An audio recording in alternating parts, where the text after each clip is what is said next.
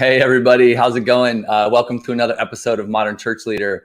Really excited about today. We're going to jump in and actually talk with an executive pastor about the role of an executive pastor and just how to kind of navigate that, what it looks like, what they do day to day, what kind of things they measure and think about. So it's going to be a great show. Really excited about today's guest coming to us from the other side of the country. Hey, Dave, how's it going? Hey, excited to be here. Thanks, Frank. Yeah, man. Dave, I'd love to jump in, and you're going to have to say your last name just for everybody so that we all get it right. But as you do that, why don't you jump in and tell us a little bit about the church and your role as an executive pastor? Yeah, so my name's Dave Falcone. I'm from South Jersey, or if you're from around here, you might say South Jersey. Drop the H. Without the right H? outside Philly. What's that? It's without the H? You take the H off? Maybe that's just a me thing. I don't know. It's a South Philly Italian type thing. But yeah, we're located in Voorhees, New Jersey, right outside Philadelphia.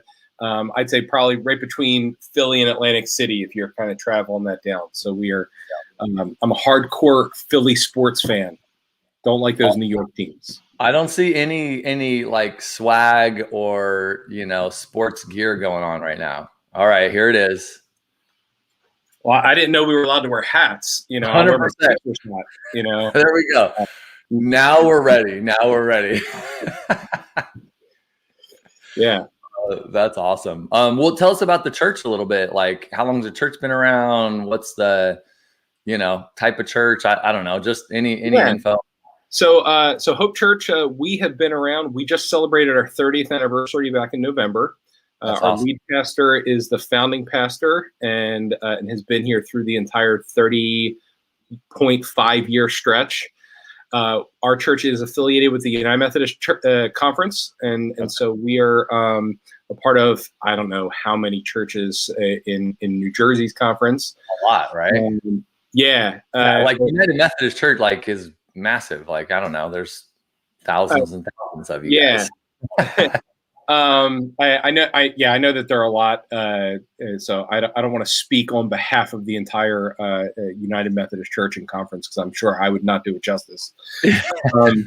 But we are very much a community-based church. We're definitely in the Northeast. So we are a larger church for what is considered a church in the Northeast, but we would be minuscule in comparison to churches out by you or definitely in the South where, there's tens of thousands of people.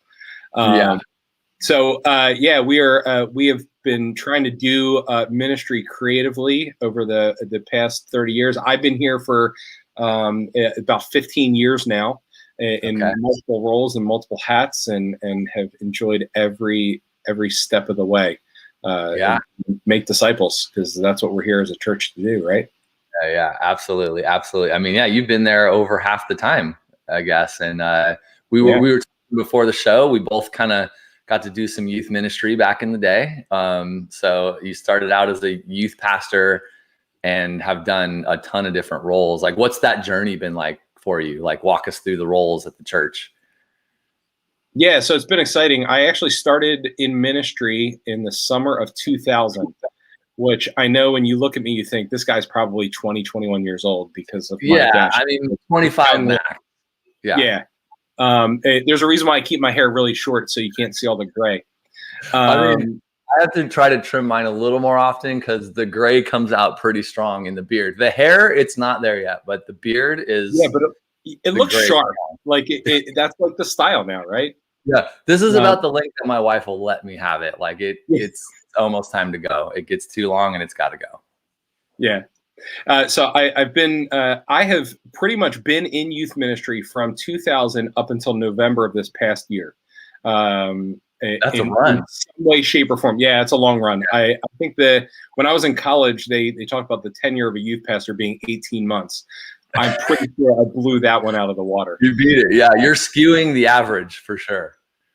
But I've worn multiple hats throughout the years. In 2007, when I had started on staff here at Hope, I actually started halftime as the youth pastor and halftime running operations. And within conjunction of my supervisor, who was really running things, I was just managing them. So for a few years, that was the plan until both roles got to the point where it was one or the other. Which would you choose? And my philosophy has always been, I'm called to ministry, and however I fit best, put me there and use me. And so my lead pastor at the time said, all right, well, let's put you in the youth ministry role and shift you full time there, which that was great and lasted about 6 or 7 years. And then it was like, hey, we want to do this new endeavor, developing a connections ministry, and we want you to spearhead that. If we take a quarter of your time and put it towards that, what would you need to, in order to free up that time? I said, well, I would need somebody to come alongside me. So we were able to hire somebody to be part-time in youth ministry. Yeah. And that it was one of those things where it shifted to, it was part-time and then half-time. And now she is running our youth ministry, and I've shifted completely out because, the connections role was handed off to somebody else. And then I picked up the operations thing back in 2018 again. And now I'm overseeing, the admin operations side full-time right now. Yeah. That's cool. Youth pastor to operations executive pastor. Like, that's the journey right there. It seems logical, right? 100%. Yeah. Like we were talking about earlier, it's that's how most XPs become XPs. I think they start in youth ministry and then they go to XP naturally. Yeah. So, I mean, I know you're new in the role kind of full time, but you've obviously, doing portions of it over the years, but what is the role of an XP? And, you can speak specifically kind of to what it looks like for you at your church. But I think, just from my perspective on the world of church, like XP is still generally speaking, a new role, especially with that title. Yep. And I feel like that, you see it more at larger churches, and by large, I mean, kind of more on the mega church side of the universe than you do on the average local church kind of size. Right. So, but it's an amazing thing. And I think churches, right, I like trying to kind of help people understand what it is and why it's valuable and why it makes sense at churches. Tell us kind of what it means to be an XP for you. Yeah. So I did a lot of research trying to figure this out, because this was a new role for us here at Hope. Yeah. And so as we were trying to figure out, well, what does this mean for us? We kept, and everybody we talked to, and all the information I found online and there's so many great organizations out there to help executive pastors. We kept coming back to, there's so many different type of XPs out there. Mm-hmm. And we just said, all right, well, let's build and develop this around my gift mix, because it wouldn't make sense for me to do something that I'm not good at, because then we're wasting my time and the church's time, So in my research, I stumbled upon this article from have you ever heard of Phil Cook? On his website, he was interviewing Mike Buster, who's the XP at Prestonwood Church in Plano, Texas. And these were Mike's words, and I will never forget these, because I was like, this is how it makes sense to me. He said this: the executive pastor should know the heart, vision, goals, and desires of his pastor. He should have the fortitude and wisdom to take the skeleton vision provided by the pastor and put flesh on it. He is to be the steward of the church's resources and the pastor's vision. The XP should be able to see the big picture, but at the same time must be able to pay attention to minuscule details. It is a challenge and complex role that involves long-range planning and specific strategies. From the church's spiritual perspective, spiritual maturity to parking space availability, the executive pastor must both be deep and wide. He flies at 30,000 feet, but is able to notice a shrub that needs to be replaced. I love that. That is my favorite line. Always keeping the mission of the church at the forefront, he must look at every problem or opportunity through the eyes of his pastor and through the eyes of a pastor. That's why it's a pastor role, not a director role. Daily prayer for wisdom and discernment is paramount. An executive pastor must be first and foremost a spiritual leader with a heart for serving his pastor, staff, and congregation. So that spoke volumes to me, especially because I'm the type of person where if I'm sitting in a room, I'll notice, why is there a piece of masking tape hanging from the ceiling? What does that communicate? Right. But it's not so much that I'm just walking around picking apart little details. I have to know, at the heart of everything we do, what's the vision? What is the purpose? Why are we doing this? So I'm not trying to keep the floors clean because we're making this a museum. No, we're keeping the floors clean because ministry is happening. Kids are running around scratching up the floors. That is a great thing, and now we'll go clean them so that they can scratch them up again next week, Right.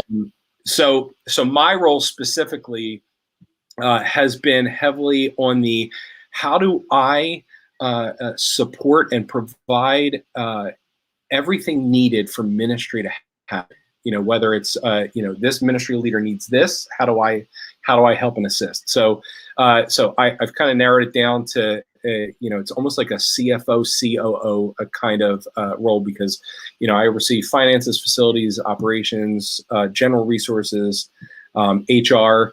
My bread and butter wheelhouse is systems and processes. I love developing and implementing systems. I hate maintaining them. I love to be able to hand them off to a ministry leader who can say, hey, can you help me develop this so that way I don't have to recreate the wheel every year? Absolutely. Because who likes to recreate the wheel? That was my biggest thing in ministry, is I hated to redo something that I already spent hours doing. Right. Why not create a system in place to manage that for me?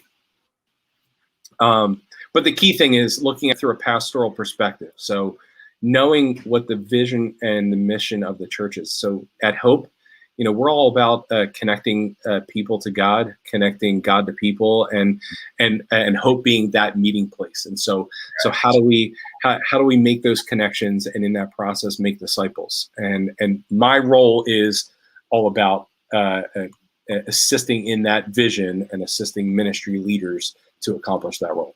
Yeah. What that's fantastic, and there's like so many directions, including the piece of masking tape on the ceiling that we could talk about. But what does it look like day to day? Like, give us the real practical, like on a given week. What's the day to day look like for you? Well, I'm a list person, so I don't want to hold up my list because this is being recorded and people are going to we'll take screenshots and we'll put them on Twitter and Instagram. Yeah, exactly. It's why is he wearing, but I'm a list person. My wife and I laugh because we are both that way. We'll both add things to the list that we just accomplished just so we can cross it out. Oh yeah. I have my moments. I understand. Yeah.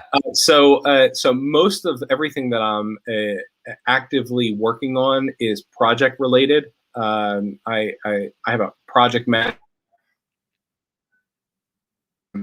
working for a construction company as a project manager. And really, in everything I did in youth ministry, it was very systematic, very project related. And so in these projects, it's all right, I'm at step 4 of 13. And I don't have all those steps right now, but we are in the process of getting our bathrooms renovated, or preparing for our bathrooms to be renovated. And so I'm at the step of, all right, we are ready now for the contractor to come in and begin work, who, they're ready for, we're ready for, but our timeline is right here. It's a lot of projects across the board. Right.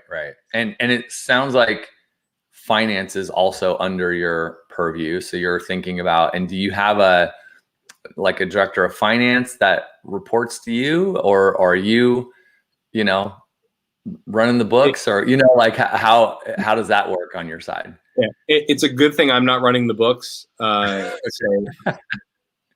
love QuickBooks, and I don't know if I'm allowed to say names of things like that, but shout out to QuickBooks.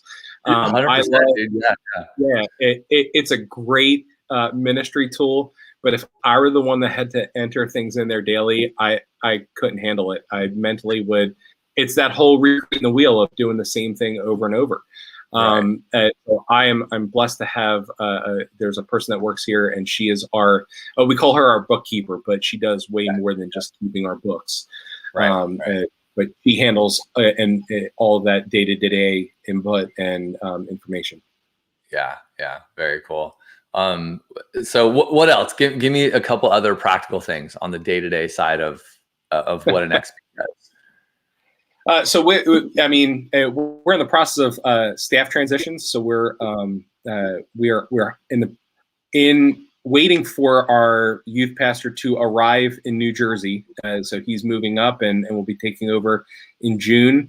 So there's a lot of stuff that goes along with that, prepping things like health insurance and getting him set up in the payroll system and things like that. That's like, all HR related background checks and fingerprinting. We're in the process of looking for a worship pastor. So if there's anybody out there that is looking for a worship pastor in the area, throw that out there. Meethope.org. So we're in the process of looking for a worship pastor, and we're in the early stages of, once we are planning to hire somebody, we have an implementation process of getting them, onboarding them really, and providing them with everything they need. So, there's some HR stuff there, and sometimes it's little things like making sure they have keys to the building. It's crazy, right? They can access their email on their phone. It's things like that are easily overlooked, but are just as important. That's that shrub that's out of place. That's just as important as the high level of, well, why do we want to hire a worship pastor? It's because, we value worship here. And we know that as a community, that is how we can continue to grow together, together being the key word. Right. Yeah. No, I love that. What about you're like, it's all the things, right? It's all the operations of the church, from HR to finance to the building to maintenance of all the stuff. You're helping and supporting the whole operation. Are there specific metrics or things that you're paying close attention to on a regular basis? Yeah, the metrics for finance is very easy. It's making sure that we don't spend more than what comes in. My finance mentor always says everything comes back to cash. So as long as you don't spend more cash than you bring in, you're good. And of course, there's layers of budget and departments and all that on top of that. But that's an easy metric for that. In terms of metrics for everything else, like I said, I spent 20 years in youth ministry, and one of the most common things youth pastors would ask each other upon meeting each other would be like, "Hey, what's your name and how big's your youth group?" I loathe that question, and I would never answer it, because for me, it's not about how many teenagers come to my youth group. It's more about, how many of them are growing, how many of them are taking the next step in their faith journey. How many of them are graduating and going into ministry or starting a family and getting connected into a church and raising up their children to be followers of Jesus. So in terms of those metrics, spiritual metrics are so hard to quantify. But we do have to pay attention to things like attendance and how many people are active in small groups, and how many kids and teenagers are active in the programs that we have for them. Yeah. And do you look at that kind of stuff? Because I guess I'm asking from a real practitioner. Kind of, if there's another person watching or that will watch in the future that either is an XP or is an aspiring XP, what is the role? What makes you successful, and kind of, so I would just imagine that, you have to pay attention to attendance, and you have to pay attention to small groups, and you have to, how big is the youth group? And, you know all those things, even though maybe you don't want to be measured by that per se, but like you're the XP, you know, you got to pay attention to stuff kind of thing. So that's kind of the spirit of my question is like, you know, what things kind of are you really focused on? And is it like, do you have like a weekly kind of staff meeting where you go through these things, or a monthly kind of thing? Like, what's it look like in terms of the whole team, the whole staff paying attention to the key, you know, metrics? And again, those, it's not all about like how big is your church for sure. So, you know, whatever it is for you guys, like, what's the cadence for you?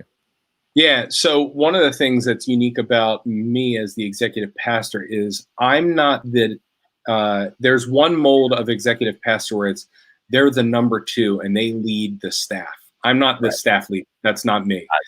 I assist every department, every staff ministry leader in however I can and work with them. You know, I am more of a peer to them than a supervisor. Got it. I'm far from a supervisor. I don't. That's not how I work anyway. You know, I have direct reports, but you know, in terms of ministry leaders, we have we have different levels. We have our management team, which I'm a part of, which is made of our pastoral staff and our senior staff is really the best way to describe that. And we meet every other week.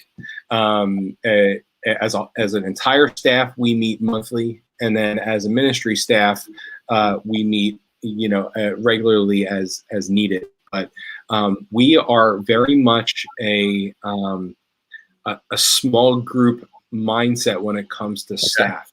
You know, you have a leader leading several people, and some of those people might lead several people. So it's a pyramid scheme. Can I say that? You know, is that? But in the best sense, it's a pyramid scheme in the best sense of the word. It's of that mindset. It's not, you know, we have our lead pastor and he leads everybody, because that's not effective. Right. So for me, my role is how can I come alongside and support those leaders. So to give you some practical examples of that, which I think you're fishing for. Our family ministries pastor, she oversees currently our youth ministry department, our Hope Kids department, our preschool department, and our nursery department, and our small groups department. And that's only because she just came out of that as the small groups director. So she essentially oversees our growth track and U18 track. Right. I'm working with her and our interim youth director in finding our youth director replacement. And you know, now we're just at the point of waiting till he gets up here. But there were so many steps of working with an organization called Lead 222. If you've ever heard of them, give them a shout out. And they helped us with staffing needs and finding the right person. And so there was a lot of organization stuff there, scheduling him up to come and visit with his wife. And, you know, there's just so many little things in that process. But right now I'm working with her specifically. We're looking at moving her office one room over and creating this area really to help that ministry area succeed. You know, so if they have the resources and the area to meet and brainstorm and plan, why not utilize that? Because if that can help make disciples, let's pursue that. So you know, and then monthly I meet with every department head and talk about budget stuff. You know, what are so some of the questions I ask are, what are the things that we should be investing in that we're not? Right. And what are the things that we're investing in that we should stop? You know, because it's good to let dying and dead ministries die and learn from them. And what are the things that, you know, this has got growth written all over it, and this has kingdom impact written all over it. And how can we invest in those things? And what do we need to do that? Because if God is calling us in that direction, resources are just a part of the solution, not an obstacle. Right, right. Yeah, I love that. How do you partner with the senior pastor? Like, what's that relationship look like? How, because you mentioned at the beginning, like a big part of your role from even the thing that you read, right, is like kind of grabbing a hold of that vision and being a massive, like carrying that vision forward, right, with the rest of the team and all that kind of stuff. But what's that working relationship look like for you and your XP role? Yeah, well, it's very fluid. It's very organic. I mean, I've been here for 15 years. Our lead pastor has been here for the entirety of Hope, and we're really fortunate because I think he's a really strong leader who gets the vision for this place. I mean, he set the vision for it, but he's very kingdom mindset. It is not his church. It is not. What he says goes. It's let's talk about things. Let's make the best decision for the church, not for personal purposes. And usually with larger churches, I don't want to stereotype larger churches, but there are many larger churches where you have a figurehead who is very much they can be very ego driven. Not that they all are, because that's not the case. Right. But ego-driven people are usually very successful at leading big churches because of that sense. So our lead pastor is very humble and very kingdom focused. Over the 15 years, I learned a lot of lessons in my early years. He is very anti-silo ministry. So there should be no ministry here at our church that works completely on its own, because that's not how ministry is done. We as a staff work together and help each other out. So when I was just the youth pastor, there were times where I was helping out in the kids ministry, just speaking to kids, or leading upfront things at VBS. I would help with worship arts related things, whether it was preaching occasionally or leading from up front here and there, and so leading a small group. So there's my role in being involved in the small group ministry. And so there's always, ways that we overlap and work together to help each other out, which is key. And so that being, that was a big lesson I learned early on. And so that mindset bleeds from him. And so when I was the youth pastor, he never told me this is what you should do. It was, how can I encourage you? How can I mentor you? How can I lead you? And what do you need from me? So that's been kind of my mindset in working with other leaders. But as I've worked with him, it's still that same mindset of, this is the vision and mission of the church. What do you need from me to help accomplish that? What can I take off of your plate so that way you can focus on the 3 or 4 things that you are stellar at, and not get bogged down into some of the weeds, and keep some of those things from falling through the cracks, because as our church has grown, his role has had to grow because of that. Right. And that's like, growth is an interesting thing, right? Like, as you grow, the organization kind of needs and structure and all that kind of changes along the way, and you have to adapt to it. You've got to grow with it, and things have to change along the way. But it's also really easy to kind of get stuck, right? And kind of do it the same way, even though things have grown. So it sounds like you guys have done a good job evolving with the church through the stages of growth along the way. So that's pretty cool. Well, we do say here that if you don't like change, you won't like Hope. Yeah, we embrace change, and we recognize that we can't be the same church we were 30 years ago. We can't be the same church we were 10 years ago. We're certainly not going to be the same church we were 5 years ago.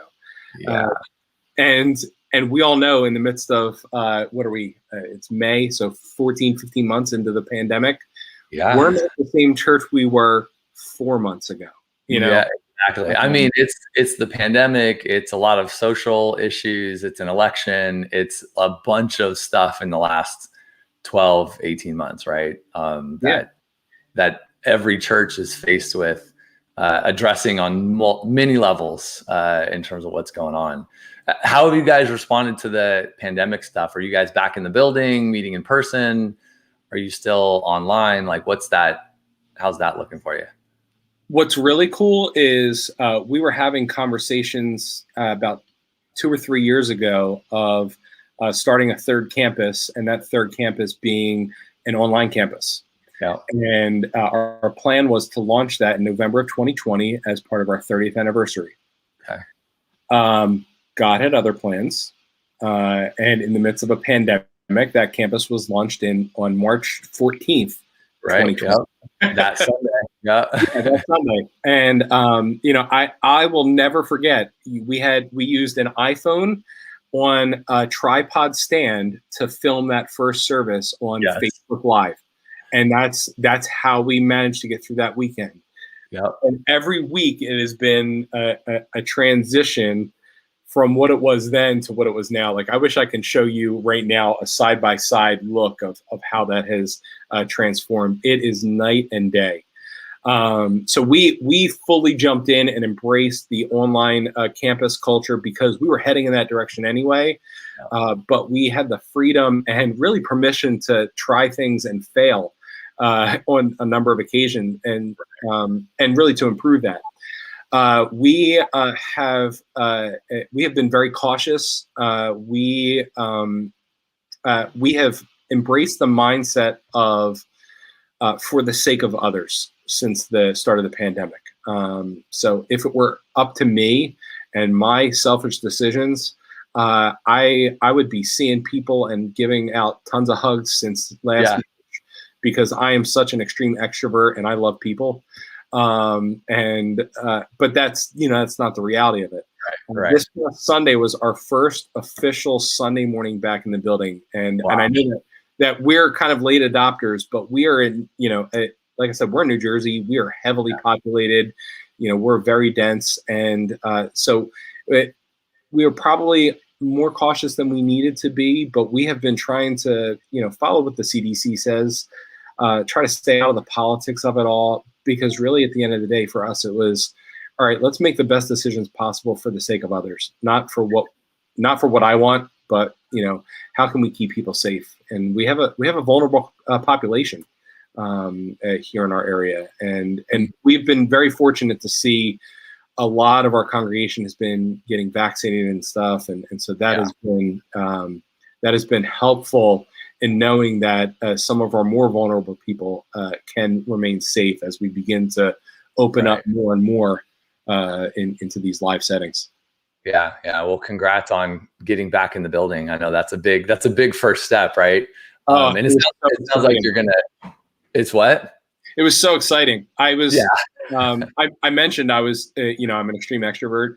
I showed up about an hour earlier than I normally would on a Sunday. This past Sunday, and I just sat there and watched the band warm up because I was just so excited to see people in the building. Right.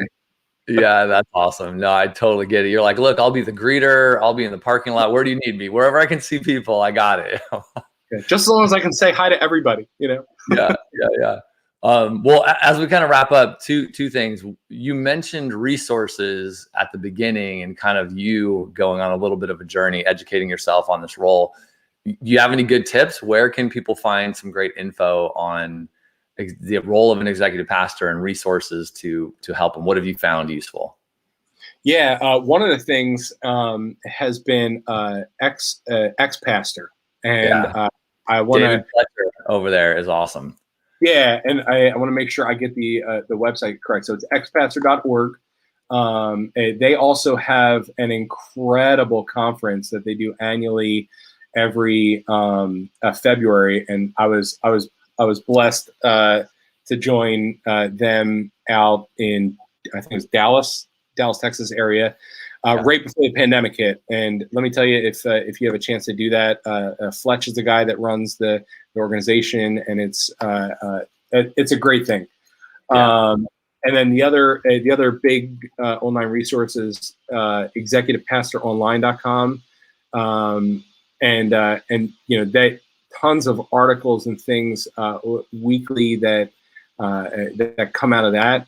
And again, that's, that's working with, I'm drawing a blank on his name, but he is a